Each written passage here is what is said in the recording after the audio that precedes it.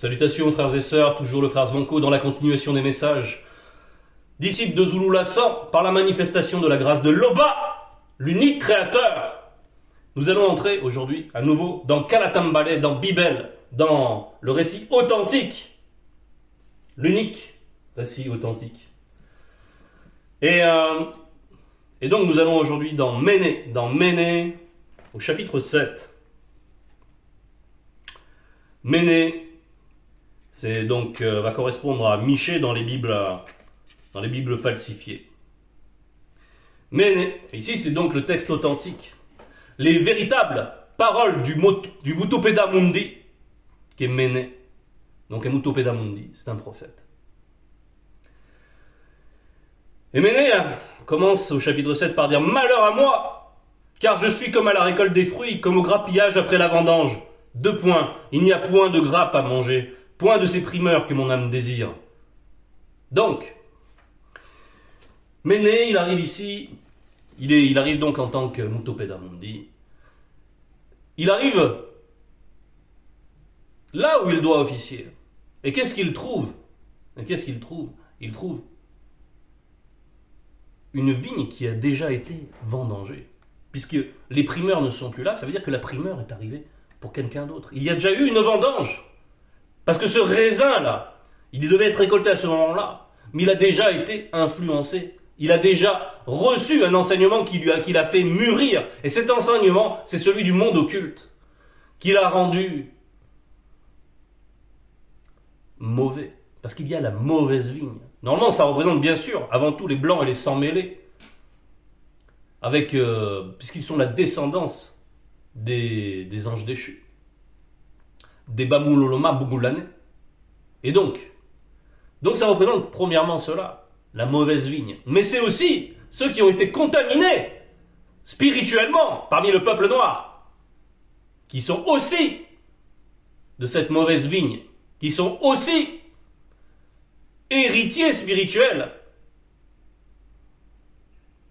de ce qu'ils ont accepté.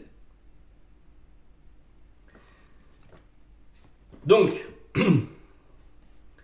Méné arrive et donc déçu par ce spectacle, parce qu'au lieu de trouver des bons fruits, au lieu de trouver cela, il voit qu'il reste plus grand chose. Il voit qu'il n'y a pas cette réceptivité dans le peuple. Le peuple est dans un très mauvais état. Et on va voir, quand il dit qu'il y a des primeurs que son âme désire, on va aller dans Koudoumane pour bien saisir ce besoin qu'il ressent de vendanger. C'est donc à la page 667. 27, verset 35, chapitre 27, verset 35.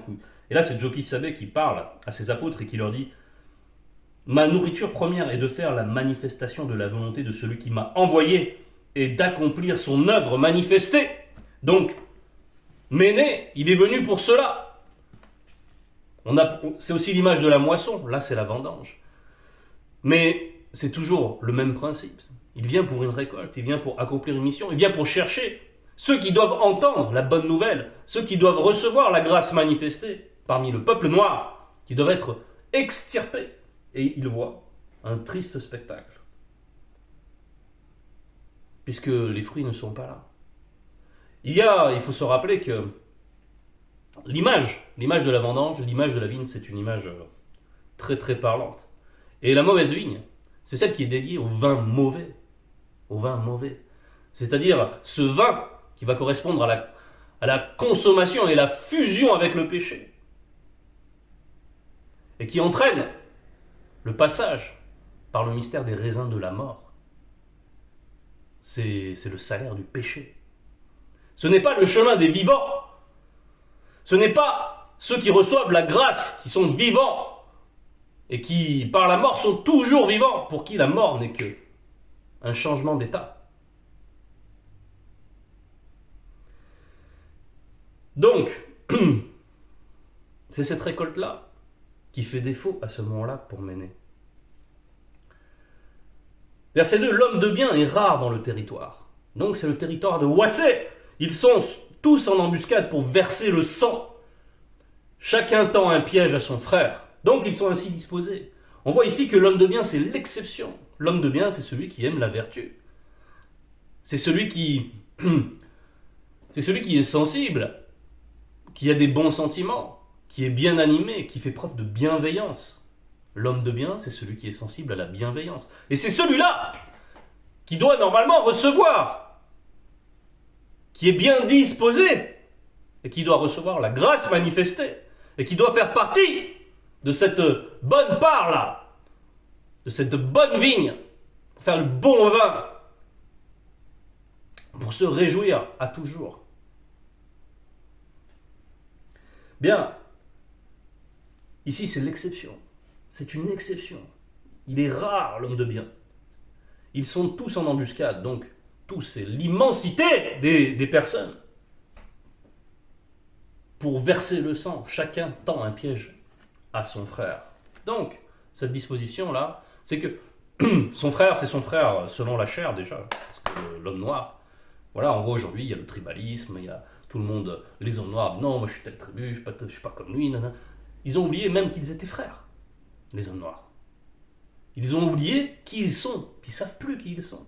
À l'origine, qu'ils viennent tous de moto et de mouton. Ils ne connaissent plus leurs racines, ce pourquoi aujourd'hui Zulu Lassa vient ramener cette identité, vient ramener le texte originel dont toutes les Bibles falsifiées se sont inspirées et qui rétablit la vérité quant à l'identité de l'homme noir. Parce que c'est fondamental. Parce que tant qu'on voit son frère comme un instrument, comme un moyen de tirer profit de quelque chose, là c'est ce qui est décrit, c'est des réflexes de prédation. Quand on voit l'autre arriver, on pense à comment on va l'exploiter, comment on va utiliser la ruse pour l'amener sur un mauvais chemin, pour pouvoir lui soutirer quelque chose, pour pouvoir... Voilà, on a... Là, les personnes sont ainsi disposées, c'est-à-dire qu'ils sont loin de la bienveillance, ils sont dans l'antithèse, dans l'antivérité. Et en cela, ils se pensent intelligents. C'est ainsi, les hommes qui sont pleins de malice se pensent intelligents. Et ils sont tellement loin de l'intelligence. Ils sont tellement loin. Ils pensent que parce qu'ils sont rusés, parce qu'ils savent tromper leur prochain, ils sont intelligents. Ils sont donc à l'opposé des vertus. Et quand on regarde, aujourd'hui, là, l'état des lieux que fait Méné nous parle aussi de notre présent, bien entendu. C'est pour ça qu'aujourd'hui nous sommes là. Regardez comment les gens sont disposés. Ils ont accepté toutes sortes de mauvaises croyances qui les rendent hypocrites. Premièrement, hypocrites. Ils ont l'habitude de simuler les bons sentiments, de simuler les bonnes dispositions, en fonction du qu'en dira-t-on, en fonction du regard des gens. Et puis par derrière, ils font leurs petites affaires. On voit aussi la médiocrité généralisée. On voit aussi comment, bien sûr, les lois contre nature sont véhiculées et comment, dans certains endroits, elles sont acceptées. Mais bon, il y a aussi, heureusement, par la manifestation de la grâce, un réveil qui est lié à la présence de notre Mouledi Zulu Lassa en cette époque. Il faut qu'il y ait une rencontre. Et elle se produit. Bref. Verset 3. Leurs mains sont habiles à faire le mal. Le prince non initié a des exigences. Le juge corrompu réclame un salaire malhonnête. Le grand manifeste son avidité et ils font ainsi cause commune. Leurs mains sont habiles à faire le mal. C'est-à-dire qu'ils ont développé des techniques. Les mains, bien sûr, ça représente les œuvres, mais ils ont développé des capacités. Donc on a parlé de la ruse, ils ont développé une intelligence perverse, mais sophistiquée, comme celle que peut avoir par exemple le jadis. Satan. Il a une intellection qui est corrompue, qui est pervertie. Mais il ne faut pas sous-estimer ses adversaires, n'est-ce pas? C'est pour ça qu'on doit faire tout avec sagesse. Nous aussi, nous sommes dans un contexte, là, dans le quotidien, dans nos relations, on voit bien que les gens sont quand même généralement assez mal disposés, qu'ils sont perturbés, qu'ils savent plus où ils vont, ils sont dans la confusion, à minima, et qu'ils acceptent de plus en plus la corruption, parce que leurs élites sont corrompues. Et ça, c'est valable même là, sur le sol d'Europe. On voit nos élites qui sont corrompues d'une manière, voilà, et c'est éhonté. C'est-à-dire qu'ils ont atteint un stade où ils n'ont plus la pudeur de cacher leurs actions. N'est-ce pas? C'est-à-dire que là, on est arrivé déjà à un seuil très important.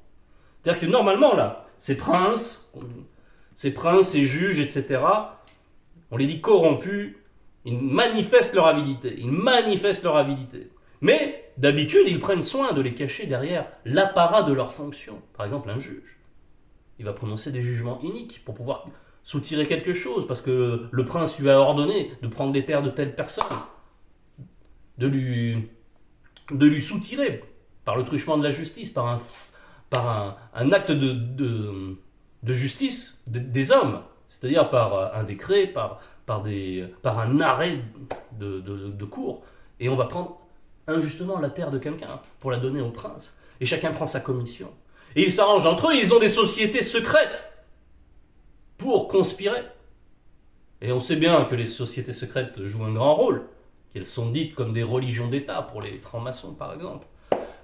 Il y a de tout dans la franc-maçonnerie, mais bon, on sait aussi que c'est un grand milieu d'affaires, n'est-ce pas? Et on voit aussi comment la franc-maçonnerie a coopté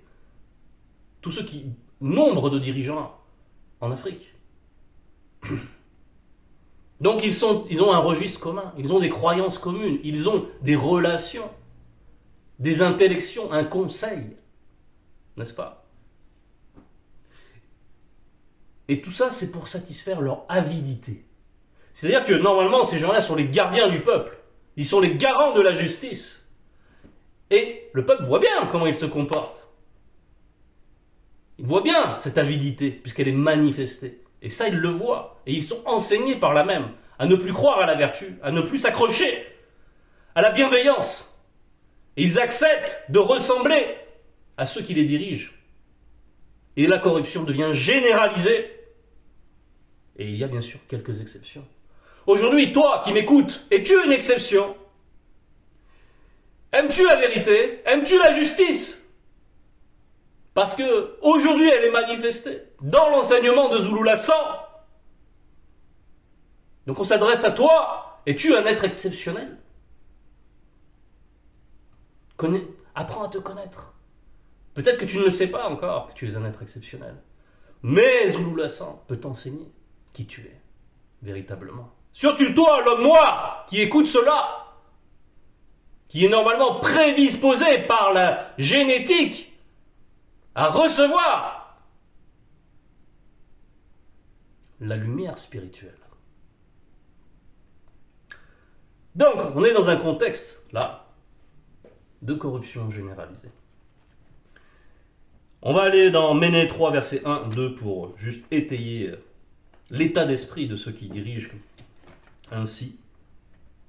Méné 3, verset 1 et 2.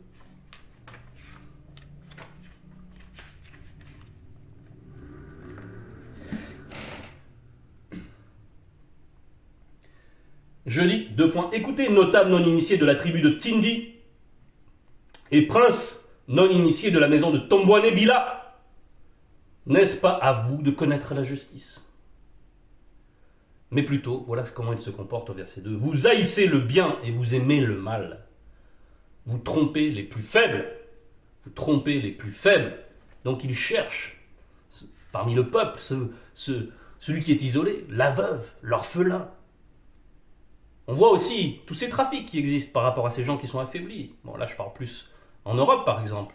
Comment les orphelins, on sait tous les trafics qui sont orchestrés. Ça commence à se savoir. Donc les personnes qui sont esseulées, on va aller les chercher comme les prédateurs. Quand on regarde dans la nature, le lion, quand ils veulent se nourrir, ils ne vont pas aller chercher les proies les plus aptes à se défendre. Non, ils vont aller chercher les proies les plus chétives, les petits parmi eux. Voilà. Ils sont animés de telle sorte. Donc on retourne dans notre passage thème. Verset 4, le meilleur d'entre eux est comme une ronce, le plus droit pire qu'un buisson d'épines. Donc là, ce sont des productions tranchantes, désordonnées, celles qui sont évoquées dans Bémothédie 3, verset 18. Mais on va pas y aller de toute façon. Ça représente donc la mauvaise semence, celle qui n'était pas à l'origine. Celle qui n'était pas à l'origine, avant la chute. Avant la chute. Ces productions n'existaient pas. Mais il y a eu cette altération. Et donc, on dit ici que le meilleur d'entre eux, là, de ces princes, de ces notables, est comme une ronce, le plus droit parmi, le plus droit, pire qu'un buisson d'épines. Donc, c'est des gens qui sont nocifs. Il faut apprendre à bien les détecter, ces personnes. Bibel nous enseigne le discernement dans bien des aspects, dans les proverbes, dans de multiples passages, à bien arriver à reconnaître ces personnes, déjà pour ne pas être victime soi-même de ce genre de personnes, pour s'en écarter, pour faire en sorte qu'ils ne nous influencent en rien. Donc, le jour annoncé par tes prophètes, ton châtiment approche. C'est alors qu'ils seront dans la confusion. Donc bien sûr, il y a une maturation, il y a une vendange. Maintenant, la vendange, on presse les choses, il y a le vin, et une fois que ce vin est manifesté, tout est prêt à être consommé. Donc on arrive à une maturation, et là ça va représenter le jugement. Et là, par la suite, Péné nous dit, ne sois pas ami avec un non-initié, ne te fie pas à un non-initié, ne t'allie point en mariage avec une non-initiée, une blanche ou une sans-mêlée. Oui, il faut se rappeler comment les notables ont commencé à accepter le n'importe quoi, les fausses croyances, comment ils ont commencé à rejeter les préceptes du Verbe, les Noirs, l'élite des Noirs a commencé à se laisser corrompre. C'est par le truchement des femmes. Ils ont accepté de faire des alliances avec des blanches, avec des sans-mêlés, à coucher avec elles, à avoir une progéniture avec elles. Et ensuite, une fois que ces liens ont été puissants, elles ont pu influencer, elles ont pu séduire davantage encore, séduire spirituellement et faire accepter des faux cultes. On sait très bien que la loi interdit déjà le métissage. C'est le désordre. C'est le désordre. C'est l'aliénation. Bon, aujourd'hui la grâce, bien sûr, est ouverte pour tout le monde en cette époque. Mais c'est un état de fait. C'est une déperdition. Bien, on se rappelle donc que ici, il y a cet aspect-là. Maintenant, beaucoup d'entre nous, quand on a reçu la grâce, mais il y en a qui étaient déjà en couple, avec des personnes qui ne sont pas de la même race qu'eux, etc. Bon, il y a des gens qui ont fait l'effort de se mettre en règle par rapport à cela. Mais maintenant, la personne là, dans ton quotidien, tu fréquentes beaucoup de non-initiés, dans ta famille charnelle, tes oncles, tes tantes, tes grands-mères, etc., etc. Là, on nous dit ici quelque chose de précis. Ne sois pas ami avec un non-initié. Ne te fie pas à un non-initié. Ne t'allie point en mariage avec une non-initiée, une blanche ou une sans-mêlée. Ça, c'est la loi. Mais on nous dit de ne pas se fier. Parce que ces personnes-là sont susceptibles d'être à n'importe quel moment inspirés par le monde occulte. Ça se trouve déjà possédés. Donc, même si on est appelé les fréquenter, attention au degré de confiance que l'on accorde à ces personnes. Elles ne sont pas dignes de confiance comme peut l'être quelqu'un qui suit le verbe de l'Oba, qui aime véritablement l'enseignement et qui le met en pratique. Ah ben, on ne peut pas les mettre en comparaison. Si on les met sur la balance, mais le contraste sera saisissant. Car le fils non-initié outrage son père non-initié. La fille non-initiée se soulève contre sa mère non-initiée. La belle-fille non-initiée contre sa belle-mère non-initiée. Chacun a pour ennemi les gens de sa maison. Donc ça, c'est chez les non-initiés. On voit comment les familles sont souvent déchirées. Il n'y a pas la paix. Il n'y a que de la rivalité. Chacun est animé par le fait d'être privilégié, le fait d'être bien vu pour ci, bien vu pour ça. Ils ont des mauvais motifs, ils sont jaloux. Donc il n'y a pas la paix. Et ce n'est pas possible pour quelqu'un qui suit le verbe d'être en paix au milieu de ces personnes. dans les relations avec ces personnes. C'est pour ça qu'il ne faut pas se fier. En tout cas, voilà ce que dit Méné. Et là, il pose bien le contraste au verset 7. Pour moi, ma vie est à Loba, car son verbe est mon espérance et mon salut. Et je suis toujours exaucé. Donc pour moi, donc là il se met à part de l'usage des non-initiés. Ma vie est à Loba, car son verbe est mon espérance et mon salut. Donc, il faut faire bien attention, frères et sœurs, dans nos relations avec nos familles charnelles, à ce qu'elles ne, déjà, à bien relativiser ce qu'on croit leur devoir, ce que l'on croit leur devoir, à ne pas permettre qu'elles puissent nous influencer. Parce que si on se positionne dans le fait qu'on doit des choses à ces personnes, elles sont en mesure de nous influencer. Et généralement, ces familles ne se privent pas de toujours augmenter les fardeaux, les responsabilités, nous dire tu dois faire ça, tu dois faire ça, on a besoin de ça, il faut te dépêcher, nanana, il faut aller là-bas. Ils ont toujours des choses à vous faire faire, à nous faire faire. Bien, il faut être dans la conscience de Méné. Pour moi, il ne faut pas... Ces gens-là, s'ils ont des mauvaises œuvres, s'ils sont mal animés, s'ils cherchent à profiter de nous, pourquoi accepter leur joug, leur fardeau et leur joug du coup. Si on accepte leur fardeau, on accepte leur joug. Qui sont-ils? Et on voit comment ces gens-là sont ennemis les uns des autres, au sein même de leur famille. C'est des rivalités qui vont très loin, des fois même tellement loin que ça en finit par venir aux mains, à la machette, quand il s'agit d'héritage, etc. Eux aussi, ils sont avides. Ils ont reçu cet enseignement. Donc il faut se préserver, nous qui sommes dans le Verbe, par rapport à cette avidité. Il ne faut pas accepter d'être exposé. Si on voit que ces personnes sont pertinemment nocives, mais pourquoi? Pourquoi continuer à accepter de les fréquenter, tout simplement? Verset 8, ne te réjouis pas à mon sujet, mon ennemi. Car si je suis tombé, je me relèverai. Si je suis assis dans les ténèbres, le verbe de Loba sera ma lumière. Mon ennemi verra la puissance du verbe de Loba se manifester en moi et sera couvert de honte. Lui qui me disait « Où est Loba, ton souverain ?» Ah, ça c'est souvent comme ça. Donc on a affaire à ça, c'est ce que nous vivons, frères et sœurs, souvent, avec nos familles charnelles. Quand on leur parle, on témoigne du verbe. Ils veulent même pas écouter. Ils veulent même pas, parce que ça les intéresse pas. Ils veulent pas être convertis. La lumière, ils n'aiment pas ça. Ils veulent continuer avec leur fausse religion, parce que ça leur permet de continuer à faire n'importe quoi. À se comporter selon leur travers. À ne pas faire l'effort. À ne pas accepter la sanctification véritable.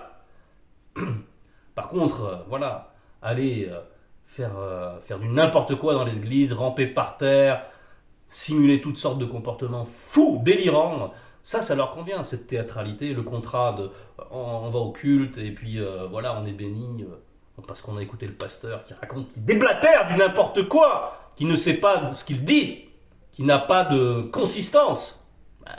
Et voilà, ils continuent dans leur cursus et ils sont bloqués là-dedans et ils continuent à faire du n'importe quoi dans leur vie et ils vont de pire en pire en pire et on les voit se décrépir. On les voit se détériorer. Et quand on les voit, si vraiment nous, on cherche la vérité, la justice, ça nous peine. Parce qu'on se sent toujours attaché à eux. Ça nous peine parce qu'on est toujours... On est là, et on se sent solidaire, alors on est là avec eux, et on supporte, et on les voit se détériorer. Et on voit qu'ils ne veulent jamais entendre parler du Verbe. Et pourtant, alors qu'est-ce qu'on fait avec eux? Qu'est-ce qu'on fait avec eux? Et quand il nous arrive un trouble, alors ils font « Alors, il est où ton Loba ?» Comme c'est dit là, puisqu'ils sont nos ennemis, puisque notre témoignage les irrite, les dérange, ils deviennent nos ennemis, ceux qui étaient nos proches. Alors, comment on fait dans ce cas-là? Bon, moi je peux témoigner. J'avais demandé d'être éclairé. C'est ce qui est dit là, à la fin du verset 9. Mes yeux se réjouiront spirituellement à la vue de Moutatedi. Donc Moutatedi, c'est l'entité qui guide et qui intronise les initiés. Alors, il sera foulé aux pieds comme du limon des rues. Donc celui-ci, c'est mon ennemi. Donc ceux qui, dans nos familles, là on nous parle des yeux, hein, on nous parle des yeux de l'esprit. Là, quand on voit une entité, c'est avec les yeux de l'esprit. Mais les yeux, c'est pour voir. Maintenant, quand on n'a pas encore atteint ce stade, il y a d'autres stades. Il y a le discernement. Et c'est ce que j'avais fait. Moi, je vais profiter de mon témoignage qui est un bon exemple dans le message. J'étais assez attaché à ma famille. Et j'allais les voir. Mais à chaque fois que j'allais les voir, je les trouvais qu'ils s'empiraient, comme je vous le disais. Ils se détérioraient, même physiquement, leur visage, leurs traits de visage. On dirait que certains vieillissaient à une vitesse presque difficile à concevoir. Et la lumière qui subsistait encore en eux, elle ne faisait que s'amoindrir. En même temps, ils ne veulent jamais entendre parler du message. Ils ne veulent jamais entendre parler des choses. Par contre, ils veulent faire bonne chère avec vous. Ils veulent que vous veniez à leur table. Ils veulent que vous festoyiez comme ça. Et puis après, quand ils ont bien bu, du vin mauvais. Car c'est pas qu'on n'ait pas le droit de boire du vin, mais eux, ils s'imbibent. Ils atteignent un degré comme ça où ils commencent à être enivrés. Et là, leur mauvais fond ressort. Ils deviennent moqueurs. Ils deviennent acerbes. Ils ont des paroles qui piquent. Ils ressemblent à ces ronces qu'on a vues, à cette mauvaise production. Ils sont là pour essayer de nous déstabiliser dans la foi, pour nous faire douter qu'on a pris le bon chemin.